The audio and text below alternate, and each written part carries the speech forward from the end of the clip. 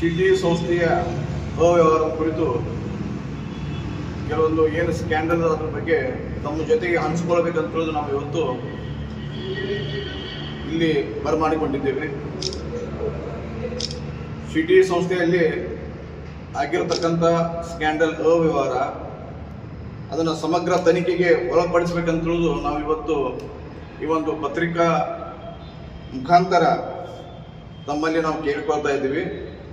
ಚಿಕ್ಕೋಡಿಯಲ್ಲಿ ಸುಮಾರು 100 ವರ್ಷಗಳ ಇತಿಹಾಸವಿರುವ ಸಿಟಿ ಸಂಸ್ಥೆಯ ದಿವಂಗತ ಡಾಕ್ಟರ್ ಗೋಪಾಲರಾವ್ ಲಕ್ಷ್ಮಣರಾವ್ ನೆರ್ಲೇಕರ್, ರಾಮಚಂದ್ರ ದೋಂಡಿರಾಮ್ ಕುಲಕರ್ಣಿ, ಶ್ರೀ ಮಜಲಿ ನ್ಯಾಯವಾದಿಗಳು, ಶ್ರೀ ರಾಥೋಡಿಕರ್ ನ್ಯಾಯವಾದಿಗಳು ಹಾಗೂ ಶ್ರೀ ಬಿ ಮುನ್ನೋಳಿಕರ್ ಇವರೆಲ್ಲರ ನೇತೃತ್ವದಲ್ಲಿ ಈ ಸಂಸ್ಥೆಯನ್ನು ಹುಟ್ಟುಹಾಕಿದರು.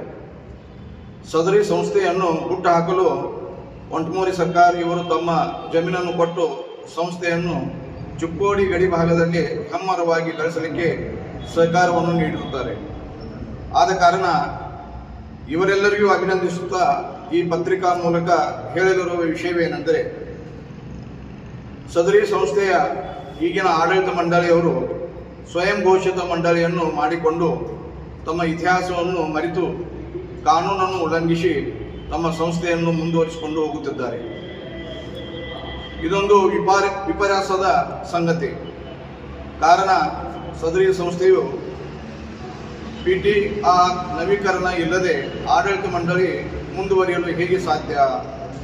ಕಾರಣ ಈಗಿನ ಆಡಳಿತ ಮಂಡಳಿ ಸಂಸ್ಥೆಯ ಹಿತವನ್ನು ಕಾಪಾಡಿಕೊಳ್ಳದೆ ಸಂಸ್ಥೆಯ ಘನತೆ, ಗೌರವ ಮತ್ತು ಮಕ್ಕಳ ಭವಿಷ್ಯ ಹಾಗೂ ಬೋಧಕ ವರ್ಗವನ್ನು ಲೆಕ್ಕಿಸದೆ ತಮ್ಮ PTR ಕೂಡ ನವೀಕರಣ ಮಾಡದೆ ತಮ್ಮ ಏಕಗವಾಕ್ಷಿ ನಿರ್ಧಾರದಿಂದ ಸಂಸ್ಥೆಯನ್ನು ಬೀದಿಗೆ ತರುವ ಹುನ್ನಾರವನ್ನು ನಡೆಸುತ್ತಿದ್ದಾರೆ. ಇದಕ್ಕೆ ಜ್ವಲಂತ ಉದಾಹರಣೆಯಾಗಿ ಹೇಳುವುದಾದರೆ, ಸಂಸ್ಥೆಯ ನವೀಕರಣವು 2018ರಲ್ಲಿ ಮುಕ್ತಾಯವಾದಾಗ ಆಡಳಿತ ಮಂಡಳಿಯವರು 2018ರಿಂದ 2023ರವರೆಗೆ ಅಧ್ಯಕ್ಷರು, ಕಾರ್ಯದರ್ಶಿ ಹಾಗೂ 9 ಜನ ಸದಸ್ಯರನ್ನು ಒಳಗೊಂಡು ಆಯ್ಕೆ ಮಾಡಿಕೊಂಡು ನಂತರ ಮಾನ್ಯ 2ನೇ ಜಿಲ್ಲಾ ಹೆಚ್ಚುವರಿ ನ್ಯಾಯಾಲಯ ಬೆಳಗಾವಿಯಲ್ಲಿ ಮಿಸಲೇನಿಯಸ್ ಅಪ್ಲಿಕೇಶನ್ ನಂಬರ್ 315/2018 ದಾಖಲಿಸಿ ಅನುಮೋದನೆಯನ್ನು ಪಡೆದಿರುತ್ತಾರೆ. ನವೀಕರಣಗೊಂಡ ಸಂಸ್ಥೆಯನ್ನು ನಡೆಸಿಕೊಂಡು ಹೋಗುತ್ತಿರುವಾಗ ಸಂಸ್ಥೆಯ ಆಡಳಿತ ಮಂಡಳಿಯವರು ತಮ್ಮ ಒಳಜಾಗಗಳಲ್ಲಿ ಈ ಸಂಸ್ಥೆಯಲ್ಲಿ ಕಾರ್ಯನಿರ್ವಹಿಸುತ್ತಿದ್ದ RD ಪದವಿ ಪೂರ್ವ ಮಹಾವಿದ್ಯಾಲಯದ ಹಿರಿಯ ಉಪನ್ಯಾಸಕರಾದ ಶ್ರೀ A ಕಾಂಬ್ಳೆ ಇವರನ್ನು ಪ್ರಾಚಾರ್ಯರ ಹುದ್ದೆಗೆ ಮೀಸಲಾತಿ ಪ್ರಕಾರ ಸೇವಾ ಶ್ರೇಣಿಯ ಬಡ್ತಿಯನ್ನು 2021ರಲ್ಲಿ ನೀಡಿರುತ್ತಾರೆ. ಆದರೆ ಅದೇ ಆಡಳಿತ ಮಂಡಳಿಯವರು ತಮ್ಮ ಸಂಸ್ಥೆಯು ಪ್ರೆಸೆಂಟ್ ಟರ್ಮ್ ರಿನ್ಯೂವಲ್ ಅಂದರೆ PTR ನವೀಕರಣ ಇಲ್ಲದೆ ಸಂದರ್ಭದಲ್ಲಿ ಅಂದರೆ 2024ರಲ್ಲಿ ಯಾವುದೇ ರೀತಿಯ ಬಲವಾದ ಕಾರಣವಿಲ್ಲದೆ ಹಾಗೂ ಸಂಸ್ಥೆಯ ನಿಯಮಾವಳಿ ಪ್ರಕಾರ ನೋಟಿಸ್ ನೀಡದೆ ಪ್ರಾಚಾರ್ಯರ ಹುದ್ದೆಯಿಂದ ಬೇಕಾಯ್ದೆಶೀರಿ ತೆಗೆದುಹಾಕಿರುತ್ತಾರೆ. ಈ ವಿಷಯವನ್ನು ಸಂಸ್ಥೆಯ ಆಡಳಿತ ಮಂಡಳಿಯ ಸ್ವಯಂ ಘೋಷಿತ ಅಧ್ಯಕ್ಷರಾದ ಶ್ರೀ ಚಂದ್ರಶೇಖರ್ ಕುಲಕರ್ಣಿ ಹಾಗೂ ಶ್ರೀ ಅರುಣ್ ಕುಲಕರ್ಣಿ ಇವರನ್ನು ಸಂಪರ್ಕಿಸಿ ಈ ವಿಷಯದ ಬಗ್ಗೆ ಪ್ರಸ್ತಾವನೆಯನ್ನು ಮಂಡಿಸಿದಾಗ ಸದರಿಯವರು ಕೆಲವೊಂದು ಜನರನ್ನು ಕರೆಸಿ ಇವರೆಲ್ಲರೂ ನಮ್ಮ ಆಡಳಿತ ಮಂಡಳಿಯ ಸದಸ್ಯರೆಂದು ಹೇಳಿ ಅವರನ್ನೇ ಕೇಳಿ ಅಂತ ಹಾರಿಕೆ ಉತ್ತರವನ್ನು ನೀಡಿರುತ್ತಾರೆ. ನಾವು ಇದರ ಬಗ್ಗೆ ಕೂಲಂಕಷವಾಗಿ ಪರಿಶೀಲಿಸಲಾಗಿ ಅಲ್ಲಿ ಆಗಮಿಸಿದಂಥ ಶ್ರೀ ಸಂಕೇತ್ ಮಂಜ್ರೇಕರ್, ಶ್ರೀ ಓಂಕಾರ ಕುಲಕರ್ಣಿ ಹಾಗೂ ಇನ್ನಿತರರು ಬಂದವರಲ್ಲಿ ಇವರು ಯಾರೂ ಆಡಳಿತ ಮಂಡಳಿಯ ಸದಸ್ಯರು ಇರಲಿಲ್ಲ.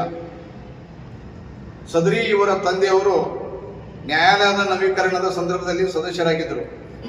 ಯಾವ ಸಂದರ್ಭದಲ್ಲಿ ಸಂಸ್ಥೆಯು ನವೀಕರಣಗೊಂಡಿರುವುದಿಲ್ಲೋ ಆ ಸಂದರ್ಭದಲ್ಲಿ ಸಂಸ್ಥೆಗೆ ಇವರ ಹಕ್ಕು ಮತ್ತು ಅಧಿಕಾರ ಇರುವುದಿಲ್ಲ. ಆದರೂ ಕೂಡ ಸಂಸ್ಥೆಯ ಸ್ವಯಂ ಘೋಷಿತ ಅಧ್ಯಕ್ಷರು ದಬ್ಬಾಳಿಕೆ ಮಾಡುವ ಹುಡುಗರನ್ನು ಮುಂದೆ ಮಾಡಿಕೊಂಡು ತಮ್ಮ ಅಧಿಕಾರವನ್ನು ಚಲಾಯಿಸುತ್ತಿದ್ದಾರೆ. ಹಾಗೂ ಅದೇ ರೀತಿಯಾಗಿ ಸಂಸ್ಥೆಯಲ್ಲಿ ಕಾರ್ಯನಿರ್ವಹಿಸುತ್ತಿರುವ ಶಿಕ್ಷಕ ವೃಂದದವರಿಗೂ ಕೂಡ ಚಿತ್ರಹಿಂಸೆ ನೀಡುತ್ತಿರುವುದು ಎಂಬುದು ಮೇಲ್ನೋಟಕ್ಕೆ ಕಂಡುಬರುತ್ತದೆ. ಸದರಿ ಸಂಸ್ಥೆಯ ಸುಮಾರು 11 ಅಂಗ ಸಂಸ್ಥೆಗಳನ್ನು ಹೊಂದಿದ್ದು ಈ ಸಂಸ್ಥೆಯಲ್ಲಿ ಸುಮಾರು ಜನ ನಿವೃತ್ತಿ ಹೊಂದಿದ್ದು ಈ ಹುದ್ದೆಗಳಿಗೆ ಭರ್ತಿ ಮಾಡಿಕೊಳ್ಳಲು ಯಾವುದೇ ರೀತಿ ಕ್ರಮ ಕೈಗೊಳ್ಳದೆ ನಿವೃತ್ತಿ ಹೊಂದಿದ ಶಿಕ್ಷಕರಿಗೂ ಕೂಡ ತುಂಬ ಅನ್ಯಾಯ ಮಾಡಿರುವುದು ಮೇಲ್ನೋಟಕ್ಕೆ ಕಂಡುಬರುತ್ತದೆ. ಈ ಎಲ್ಲ ವಿಷಯಗಳಿಗೆ ಸ್ವಯಂ ಘೋಷಿತವಾಗಿ ಕಾನೂನು ಬಾಹಿರವಾಗಿ ಅಧಿಕಾರಿ ಚಲಾಯಿಸುತ್ತಿದ್ದಾರೆ. ಈ ಸಂಸ್ಥೆಯಲ್ಲಿ ಉಪನ್ಯಾಸಕರ ಹುದ್ದೆಗಳು ಖಾಲಿ ಇದ್ದು ಅವುಗಳನ್ನು ಭರ್ತಿ ಮಾಡುವುದಕ್ಕೋಸ್ಕರ ಸರ್ಕಾರಕ್ಕೆ ತಪ್ಪು ವರದಿಯನ್ನು ಸಲ್ಲಿಸುತ್ತಿದ್ದಾರೆ. ಕಾರಣ ಆಡಳಿತ ಮಂಡಳಿಯ ಸದಸ್ಯರು ತಮ್ಮ ತಮ್ಮ ಅಸ್ತಿತ್ವವನ್ನು ಉಳಿಸಿಕೊಳ್ಳಲು 2020ರಲ್ಲಿ ಉಚ್ಚ ನ್ಯಾಯಾಲಯದ ಮೊರೆ ಹೋಗಿದ್ದರೂ ಕೂಡ ಸಂಸ್ಥೆಯ ಸ್ವಯಂ ಘೋಷಿತ ಅಧ್ಯಕ್ಷರಾದ ಶ್ರೀ ಸಿ.ಬಿ. ಕುಲಕರ್ಣಿ ಅವರು ಸಂಸ್ಥೆಯ ಖಾಲಿ ಹುದ್ದೆಗೆ ಉಪನ್ಯಾಸಕರ ಭರ್ತಿಗೋಸ್ಕರ ದಿನಾಂಕ 21/1/2022ರಂದು ಪ್ರತಿಜ್ಞಾ ಪ್ರಮಾಣ ಪತ್ರವನ್ನು ಪ್ರಸ್ತಾವನೆಯೊಂದಿಗೆ ಸಲ್ಲಿಸಿ ತಮ್ಮ ಸಂಸ್ಥೆಯ ವಿರುದ್ಧ ಯಾವುದೇ ನ್ಯಾಯಾಲಯದಲ್ಲಿ ಪ್ರಕರಣ ಇರುವುದಿಲ್ಲ ಅಂತ ವರದಿಯನ್ನು ಸಲ್ಲಿಸಿದ್ದಾರೆ. ಈ ರೀತಿಯಾಗಿ ಮೋಸತನದಿಂದ ಸಂಸ್ಥೆಯನ್ನು ತಮ್ಮ ಸುಪ್ಪತ್ತಿಗೆಯಲ್ಲಿ ಇಟ್ಟುಕೊಂಡಿದ್ದಾರೆ. ಈ ಎಲ್ಲ ವಿಷಯಗಳು ಸಂಬಂಧಪಟ್ಟ ಶಾಲಾ ಶಿಕ್ಷಣ ಇಲಾಖೆ ಅಧಿಕಾರಿಗಳಿಗೆ ಗೊತ್ತಿದ್ದರೂ ಕೂಡ ಯಾವ ಒಬ್ಬ ಸರ್ಕಾರಿ ಅಧಿಕಾರಿಯು ನ್ಯಾಯಯುತವಾಗಿ ನಿರ್ಣಯಗಳನ್ನು ಕೈಗೊಳ್ಳುತ್ತಿಲ್ಲ. ಕಾರಣ ಸದರಿ ಶ್ರೀ ಎ ಕಾಂಬ್ಳೆ ಇವರಿಗೆ DDPI ಆದಂಥ ಶ್ರೀಯುತ ಭಂಡಾರಿ ಇವರನ್ನು ಸಂಪರ್ಕಿಸಿ ಸದರಿ ಸಂಸ್ಥೆಯು ಮಾನ್ಯತೆ ನವೀಕರಣಗೊಂಡಿರುವುದಿಲ್ಲ. ಆದರೂ ಕೂಡ ಶ್ರೀ ಎ ಕಾಂಬ್ಳೆ ಇವರನ್ನು ಆಡಳಿತ ಮಂಡಳಿಯವರು ಹಿಂಬಡ್ತಿ ನೀಡಿರುವುದು ಸಮಂಜಸವಲ್ಲ ಎಂಬ ವಿಷಯವನ್ನು ಅವರಿಗೆ ಹೇಳಿದರೂ ಕೂಡ ನಮ್ಮ ಸಂಬಂಧಿಕರು ಇದೇ ಸಂಸ್ಥೆಯಲ್ಲಿ ಉಪನ್ಯಾಸಕರಾಗಿ ಕಾರ್ಯನಿರ್ವಹಿಸುತ್ತಿರುವ ಶ್ರೀ ಶಿಂದೆ ಇವರನ್ನು ಪ್ರಾಚಾರ್ಯರ ಹುದ್ದೆಯನ್ನು ಗಿಟ್ಟಿಸುವುದಕ್ಕೋಸ್ಕರ ವಿಷಯ ಗೊತ್ತಿದ್ದರೂ ತಮ್ಮ ಸಂಬಂಧಿಕರ ಸ್ವಾರ್ಥಕ್ಕಾಗಿ ಈ ವಿಷಯವನ್ನು ತಮ್ಮ ಮೇಲಾಧಿಕಾರಿಗಳ ಗಮನಕ್ಕೆ ತಂದಿರುವುದಿಲ್ಲ. ಅದೇ ರೀತಿಯಾಗಿ ಪ್ರೌಢಶಾಲೆಗಳನ್ನು ನಡೆಸುತ್ತಿರುವುದ ಕ್ಷೇತ್ರ ಶಿಕ್ಷಣಾಧಿಕಾರಿಗಳಾದ ಶ್ರೀಮತಿ ಪ್ರತಿಭಾ ಪಾಟೀಲ್ ಇವರಿಗೆ ಎಲ್ಲ ವಿಷಯ ಗೊತ್ತಿದ್ದರೂ ಕೂಡ ತಮ್ಮ ಮೇಲಾಧಿಕಾರಿಗಳಿಗೆ ದಿನಾಂಕ 14/4/25ರಂದು ಪತ್ರ ಬರೆಯುವ ಸಂದರ್ಭದಲ್ಲಿ ಎಲ್ಲ ವಿಷಯವನ್ನು ಪ್ರಸ್ತಾಪಿಸಿದರೂ ಕೂಡ ಸಂಸ್ಥೆಯು PTR ನವೀಕರಣ ಇಲ್ಲದಿದ್ದರೂ ಕೂಡ ತಮ್ಮ ಪತ್ರದಲ್ಲಿ ಸಂಸ್ಥೆಯ ಆಡಳಿತ ಮಂಡಳಿಯ ಅಸ್ತಿತ್ವದಲ್ಲಿರುವುದಾಗಿ ಅರಿತುಕೊಂಡು ಶಾಲೆ ಮತ್ತು ಸಂಸ್ಥೆಯನ್ನು ನಡೆಸಿಕೊಂಡು ಹೋಗುತ್ತಿರುವುದಾಗಿ ಭಾವಿಸಲಾಗಿದೆ. ಅಂದರೆ ಮಾನ್ಯ ಉಚ್ಚ ನ್ಯಾಯಾಲಯ ಹಾಗೂ ಉಳಿದ ನ್ಯಾಯಾಲಯಗಳ ಅಂತಿಮ ಆದೇಶದ ಬರುವವರೆಗೆ ಈ ಮಂಡಳಿಯವರು ಕಾರ್ಯಭಾರವನ್ನು ನಡೆಸಿಕೊಂಡು ಹೋಗುವುದು ಸೂಕ್ತವೆನಿಸುತ್ತದೆ ಅಂತ ಏಕಗವಾಕ್ಷವಾಗಿ ಬೇಕಾಯ್ದೆಶೀರಿರುವ ಆಡಳಿತ ಮಂಡಳಿಯವರಿಗೆ ಸಂಗನಮತ ಮಾಡಿಕೊಂಡು ತಮ್ಮ ಮೇಲಾಧಿಕಾರಿಗಳಿಗೆ ಪ್ರಸ್ತಾವವನ್ನು ಸಲ್ಲಿಸಿರುತ್ತಾರೆ. ಅಂದರೆ ಸದರಿ ಕ್ಷೇತ್ರ ಶಿಕ್ಷಣಾಧಿಕಾರಿಗಳು ಹಾಗೂ ಉಪನಿರ್ದೇಶಕರು DDPO ಇವರೆಲ್ಲರೂ ಕೂಡಿಕೊಂಡು ಆಡಳಿತ ಮಂಡಳಿಯೊಂದಿಗೆ ಸಂಗನಮತ ಮಾಡಿಕೊಂಡು ಆಡಳಿತ ಮಂಡಳಿಯವರಿಗೆ ಸಹಕಾರ ನೀಡಿ ಸರ್ಕಾರದ ಹಣವನ್ನು ಲೂಟಿ ಮಾಡುತ್ತಿದ್ದಾರೆ. ಕಾರಣ ಕರ್ನಾಟಕ ಶಿಕ್ಷಣ ಅಧಿನಿಯಮ 1983ರ 67 ಕಲಂ ನಂಬರ್ 1ರಲ್ಲಿ ಉಲ್ಲೇಖಿಸಿದಂತೆ ಅಧಿಕಾರವನ್ನು ಚಲಾಯಿಸಿ ಇವರೆಲ್ಲರೂ ಆಡಳಿತಾಧಿಕಾರಿಯನ್ನು ನೇಮಕ ಮಾಡಲು ಸರ್ಕಾರಕ್ಕೆ ಪ್ರಸ್ತಾವನೆ ಸಲ್ಲಿಸಬಹುದಿತ್ತು. ಆದರೂ ಕೂಡ ಅದನ್ನು ಮರೆಮಾಚಿದ್ದಾರೆ. ಆದ್ದರಿಂದ ಸದರಿ ಈ ಆಡಳಿತ ಮಂಡಳಿಗೆ ಈ ಕೂಡಲೇ ವಿಶೇಷ ಆಡಳಿತಾಧಿಕಾರಿಯನ್ನು ನೇಮಕ ಮಾಡಿ ಸಂಸ್ಥೆಯನ್ನು ಸರ್ಕಾರದ ಅಧೀನದಲ್ಲಿ ಪಡೆದುಕೊಳ್ಳಬೇಕು ಹಾಗೂ ಸಂಸ್ಥೆಯ ಆಡಳಿತ ಮಂಡಳಿಯ ಮೇಲೆ ಸೂಕ್ತ ಕಾನೂನು ಕ್ರಮ ಕೈಗೊಂಡು ಸಂಸ್ಥೆಯ ಹಣಕಾಸಿನ ಬಗ್ಗೆ CBI ತನಿಖೆಯನ್ನು ಪ್ರಾರಂಭಿಸಬೇಕು ಹಾಗೂ ಈ ಮೂರು ಅಧಿಕಾರಿಗಳ ಮೇಲೆ ಸೂಕ್ತ ಇಲಾಖೆ ತನಿಖೆಯನ್ನು ನಡೆಸಿ ತಪ್ಪಿತಸ್ಥರನ್ನು ಅಮಾನತುಗೊಳಿಸಬೇಕೆಂದು ಈ ಮೂಲಕ ಒತ್ತಾಯಿಸಿಪಡಿಸುತ್ತೇವೆ. ಮತ್ತು ಸದರಿ ಈ ಒಂದು ಆಡಳಿತ ಮಂಡಳಿಯನ್ನು ಹೊರಗೆ ಹಾಕಿ ಆಡಳಿತಾಧಿಕಾರಿಯನ್ನು ನೇಮಿಸಬೇಕಂತ ತಿಳಿದು ನಾವು ಇವತ್ತು ಪತ್ರಿಕಾ ಪ್ರಕಟಣೆ ಮುಖಾಂತರ ನಾವು ಕೇಳಿಕೊಳ್ತಾ ಇದ್ದೇವೆ. ಇದರ ಜೊತೆಗೆ ಇದು ಕೈಗೂಡಲಿಲ್ಲ ಅಂದರೆ ನಾವು ಈ ಒಂದು 2-3 ತಿಂಗಳು ನಾವು ಕಾಲಾವಕಾಶ ಕೊಡ್ತೇವೆ. ಇದ್ರ ಜೊತೆಗೆ ಆಗಲಿಲ್ಲ ಅಂದರೆ ನಾವು ಒಂದು ಸಿಟಿ ಸಂಸ್ಥೆ ವಿರುದ್ಧ ನಾವು ಸಂಬಂಧಪಟ್ಟ ಇಲಾಖೆ ಎದುರಿಗೆ ಹೋರಾಟವನ್ನು ಮಾಡಲಿಕ್ಕೆ ತಯಾರಿದೆ ಅಂತ ತಮ್ಮಲ್ಲಿ ಈ ಪತ್ರಿಕೆ ಪ್ರಕಟಣೆ ಮುಖಾಂತರ ಹೇಳಬಯಸುತ್ತೇವೆ. ಇನ್ನು ನಮ್ಮ ಸಂಘಟನೆ ಉಪಾಧ್ಯಕ್ಷರಾಗಿ ನಮ್ಮ ಮುಂದೆ ಅಣ್ಣ ಬಸವಣ್ಣವ್ರದ್ದು ಒಂದು ವಚನ ನೆನಪು, ಒಲೆ ಹೊತ್ತಿ ಉರಿದರೆ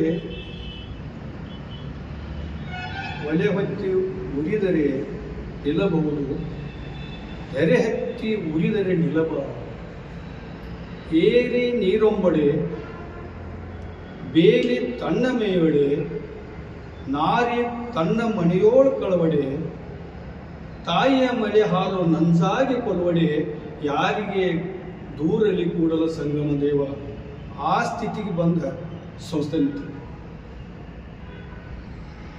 ಈ ಸಂಸ್ಥೆ ಸ್ಥಿತಿಗತಿಗಳ ಬಗ್ಗೆ, ಅದರ ಚರಿತ್ರೆ ಬಗ್ಗೆ ನಮ್ಮ ಅಧ್ಯಕ್ಷರು ಈಗಾಗಲೇ ನಿಮಗೆಲ್ಲ ವಿವರವಾಗಿ ತಿಳಿಸಿದ್ದಾರೆ.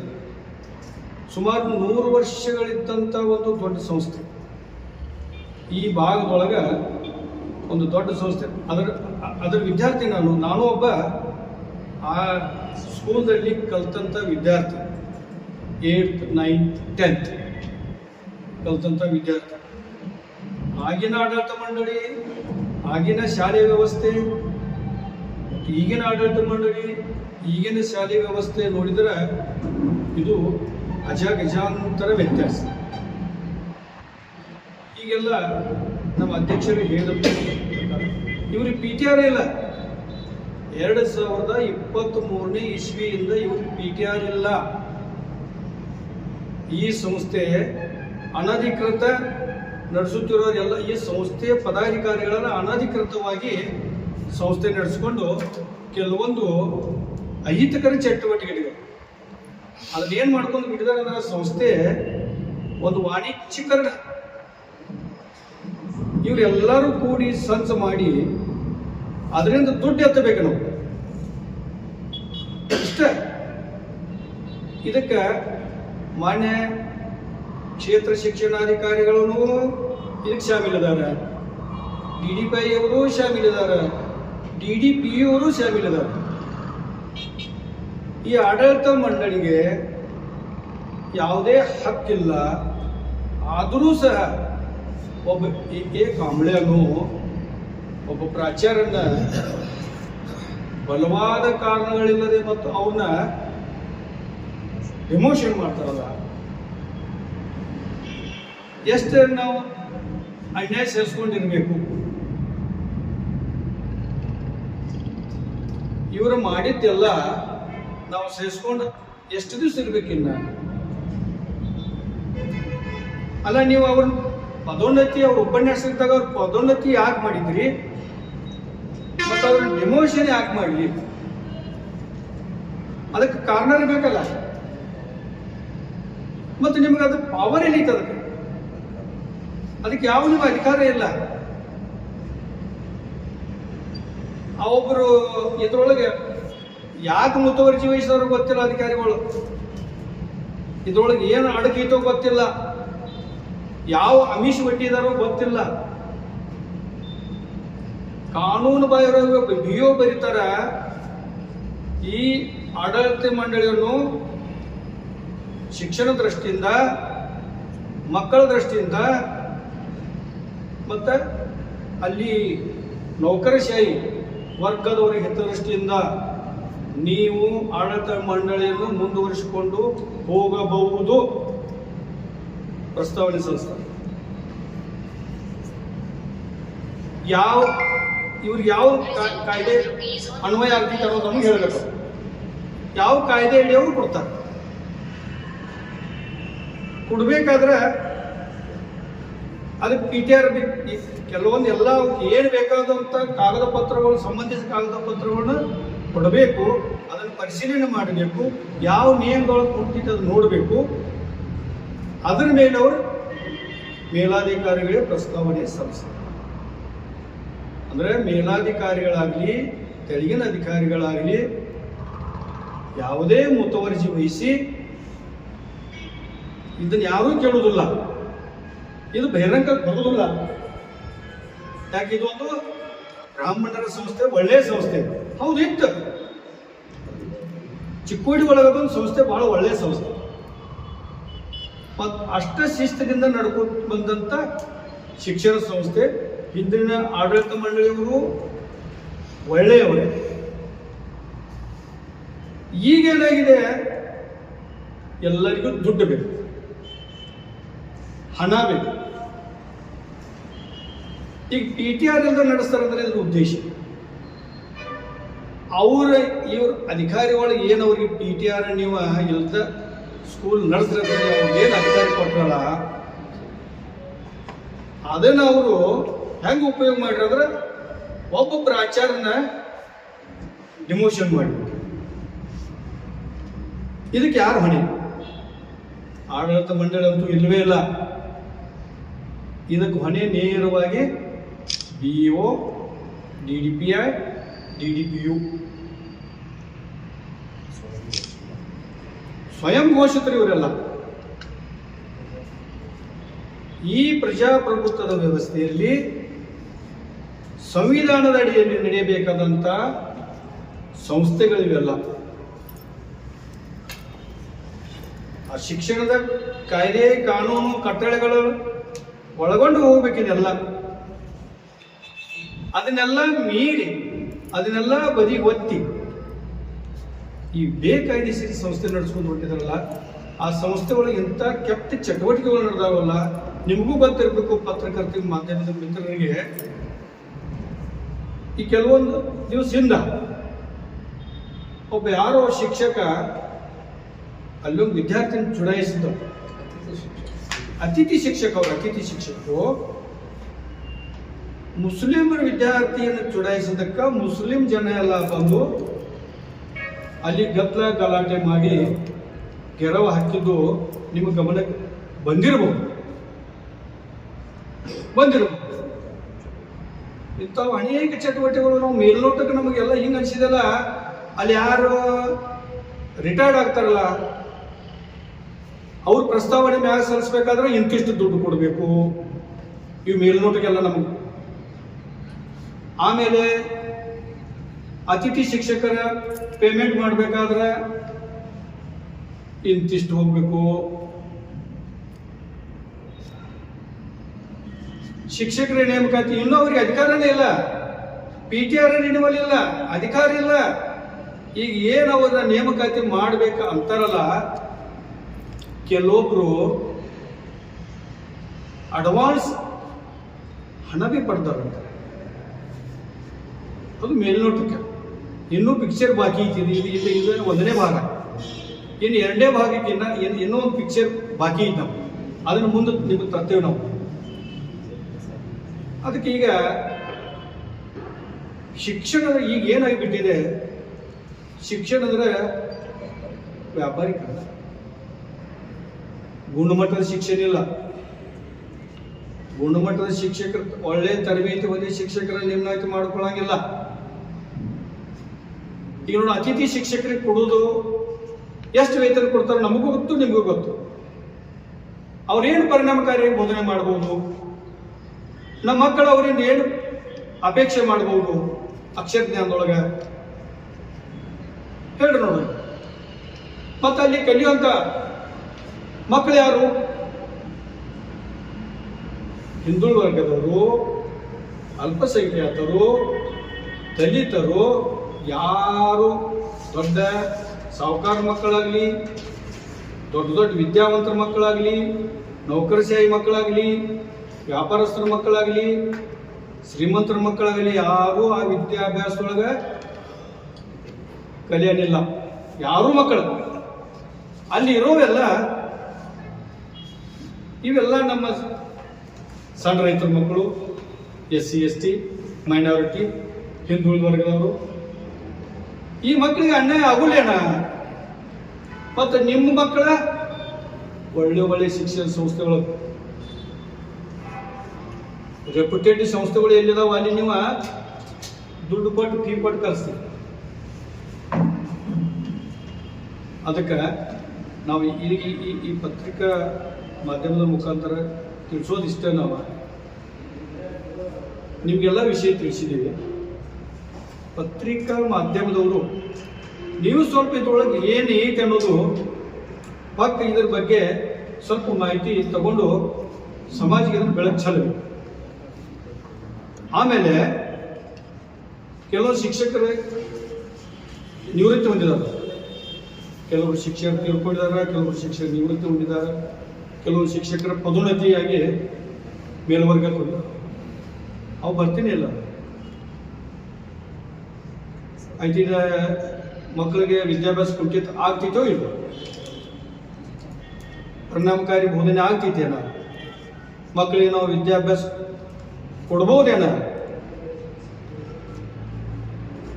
ಅದು ಇದೆಲ್ಲ ಒಟ್ಟಾರೆ ನೋಡಿದ್ರೆ ಈ ಸಂಸ್ಥೆ PTR ನವೀಕರಣ ಆಗುವವರೆಗೆ ಒಂದು ಮಟ್ಟಕ್ಕೆ ಬರಬೇಕಾದ್ರೆ ಸಂಸ್ಥೆ ತಕ್ಷಣ ಜಾರಿಗೆ ಬರುತ್ತೆ ಆಡಳಿತಾಧಿಕಾರಿಯನ್ನು ನೇಮಕ ಮಾಡಬೇಕು. ಆಮೇಲೆ ಈಗೇನು ಶಿಕ್ಷಕರು ಕೆಲಸ ಮಾಡ್ತಾರಲ್ಲ ಅವ್ರ ಮೇಲೆ ಕೆಲವೊಬ್ರು ಆಡಳಿತ ಮಂಡಳಿ ಇದೇನು ಸ್ವಯಂ ಘೋಷಿತ ಆಡಳಿತ ಮಂಡಳಿ ಐತಲ್ಲ ಅವ್ರ ಮಕ್ಕಳ ಹಕ್ಕು ಚಲಾವಣೆ ಮಾಡ್ತಾರೆ. ಅವ್ರ ಮಕ್ಕಳ ಪ್ರಸ್ತಾವನೆ ಸಲ್ಲುವಾಗ ಸೂಚಕರು ಅನುಮೋದಕರು ಅಂತ ಅವ್ರ ಮಕ್ಕಳು ಸಹಿ ಮಾಡ್ತಾರೆ.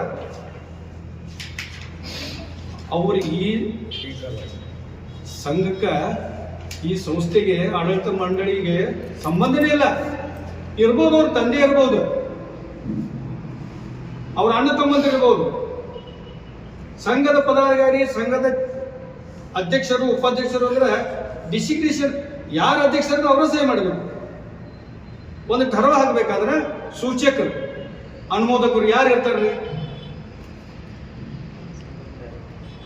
ಆ ಡೈರೆಕ್ಟರ್ ಬೋರ್ಡ್ ಏನಿರ್ತಿದಲ್ಲ, ಬೋರ್ಡ್ ಆಫ್ ಡೈರೆಕ್ಟರ್, ಅದರೊಳಗೆ ಅವರು ಸೂಚಕರು, ಅನುಮೋದಕರು ಇದಾವೆ. ನಮ್ಮ ಕಡೆ ಎಲ್ಲ ನಾವೆಲ್ಲ ಹುರುಪಿಟ್ಕೊಂಡು ನಮ್ಗೆ ಹೇಳಾಗಲಿಲ್ಲ.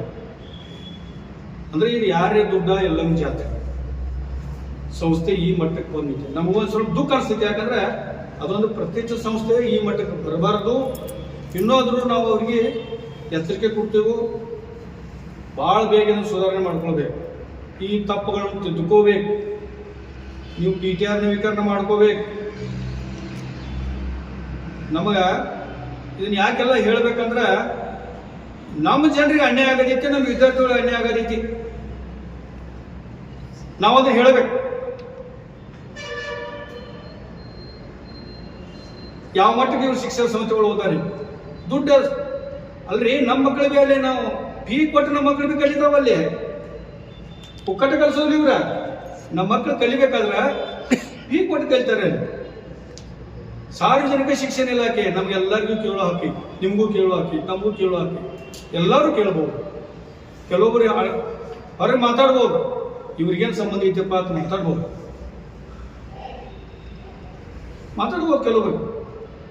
ಇವ್ರಿಗೇನು ಸಂಬಂಧ ಐತಿ, ಇವ್ರ್ಯಾಕೆ ಪತ್ರಿಕಾಗೋಷ್ಠಿ ಮಾಡಿರು, ಇವ್ರಿಗೇನು ಆ ಸಂಸ್ಥೆಗೆ ಇವ್ರಿಗೇನ ಏನು ಅಂಟಿಸ್ತೈತಿ ಅಂತ ಕೇಳ್ಬೋದು. ಅಲ್ಲಿ ನಮ್ಮ ಮಕ್ಕಳು ಓದ್ತಾರಲ್ಲ, ನಮ್ಮ ಮಕ್ಕಳ ಭವಿಷ್ಯ ಬಗ್ಗೆ, ನಮ್ಮ ಮಕ್ಕಳ ಶಿಕ್ಷಣ ಬಗ್ಗೆ ನಾವು ಕಾಳಜಿ ಮಾಡಲಿಲ್ಲ ಅಂದ್ರೆ ಇನ್ಯಾರು ಮಾಡ್ತಾರ್ರಿ? ಅದಕ್ಕೆ ತಕ್ಷಣ ಅದ್ಯಾವುದು ಅಡ್ಮಿನಿಸ್ಟ್ರೇಟಿವ್ ಈ ಸಂಸ್ಥೆಗೆ ಆಡಳಿತಾಧಿಕಾರಿಯನ್ನು ನೇಮಕ ಮಾಡಬೇಕು, ಜಾರಿಗೆ ಬರೋಂಗೆ ಮಾಡಬೇಕು. ಒಂದು ವೇಳೆ ಅಧ್ಯಕ್ಷ ಈಗಾಗಲೇ ಅವಧಿ ಕೊಟ್ಟಿದ್ದಾರೆ, ಅಷ್ಟರೊಳಗೆ ಇದೆಲ್ಲ ಸರಿ ಆಗಲಿಲ್ಲ ಅಂದ್ರೆ ಸಂಬಂಧಿಸಿದ ಇಲಾಖೆಗಳ ಮುಂದಾಗಲಿ, ಅಧಿಕಾರಿಗಳ ಮುಂದಾಗಲಿ ನಾವು ಜೋರು ಪ್ರತಿಭಟನೆ ಮಾಡ್ತೀವಿ ಅಂತ ಹೇಳ್ತಾ, ಈಗಾಗಲೇ ನಮ್ಮ ಅಧ್ಯಕ್ಷರು ಈಗೆಲ್ಲ ಸವಿಸ್ತಾರವಾಗಿ ಇವತ್ತಿನ ದಿವಸ ಒಂದು ಪತ್ರಿಕಾಗೋಷ್ಠಿಗೆ ತಮ್ಮನ್ನು ಆಹ್ವಾನಿಸಿದ್ದಕ್ಕೆ ತಮ್ಮ ಅಮೂಲ್ಯವಾದ ವೇಳೆಯನ್ನು ನಮ್ಮೊಂದಿಗೆ ಹಂಚಿಕೊಳ್ಳಲು ಬಂದಂಥ ತಮ್ಮೆಲ್ಲರಿಗೂ ಸ್ವಾಗತವನ್ನು ಬಯಸ್ತೇನೆ. ಅದೇ ರೀತಿ ನಮ್ಮ ಡಾಕ್ಟರ್ BR ಅಂಬೇಡ್ಕರ್ ಜನಜಾಗೃತಿ ಸೇವಾ ಸಂಘದ ಎಲ್ಲ ನನ್ನ ಪದಾಧಿಕಾರಿಗಳಿಗೆ ಹಾಗೂ ಅಧ್ಯಕ್ಷರಿಗೆ, ಉಪಾಧ್ಯಕ್ಷರಿಗೆ ಮತ್ತು ಖಜಾಂಚಿಯವರಿಗೆ ಸ್ವಾಗತವನ್ನು ಕೋರುತ್ತಾ, ಇವತ್ತಿನ ಪತ್ರಿಕಾಗೋಷ್ಠಿಯನ್ನು ಉದ್ದೇಶಿಸಿ ನಮ್ಮ ಸಂಘದ ಅಧ್ಯಕ್ಷರಾದಂಥ ಶ್ರೀ ರಾಸವನ್ನ ಕಕಿರಿಯವರು ಪ್ರಾಸ್ತಾವಿಕವಾಗಿ ಅವರು ಮಾತನಾಡಬೇಕು. ಅದರೊಂದಿಗೆ ನಮ್ಮ ಸಂಘದ ಉಪಾಧ್ಯಕ್ಷರು ಕೂಡ ನಾವು ಯಾವ ಉದ್ದೇಶದಿಂದ ಈ ಪತ್ರಿಕಾಗೋಷ್ಠಿಯನ್ನು ಕರೆದಿದ್ದೀವಿ ಅನ್ನೋದ್ರ ಬಗ್ಗೆ ಅವರಿಬ್ಬರು ಹಂಚಿಕೊಳ್ಬೇಕಂತ ಅವರಲ್ಲಿ ವಿನಂತಿಸಿಕೊಳ್ತೇನೆ. ಈಗಾಗಲೇ ನಮ್ಮ ಅಧ್ಯಕ್ಷರು ಧರ್ಮ ಐತೆ ಸ್ವಲ್ಪ ನೀವು ನಿಮ್ಮ ಪತ್ರಿಕಾ ಮುಖಾಂತರ ಜನರಿಗೆ ಮುಗಿಸುವ ವ್ಯವಸ್ಥೆ ಆಗಬೇಕು ಅಂತ ಹೇಳಿದ ತಮಗೆಲ್ಲ ಮತ್ತೊಮ್ಮೆ ನಮಸ್ಕರಿಸಿ ನನ್ನ ಶಿಸ್ತು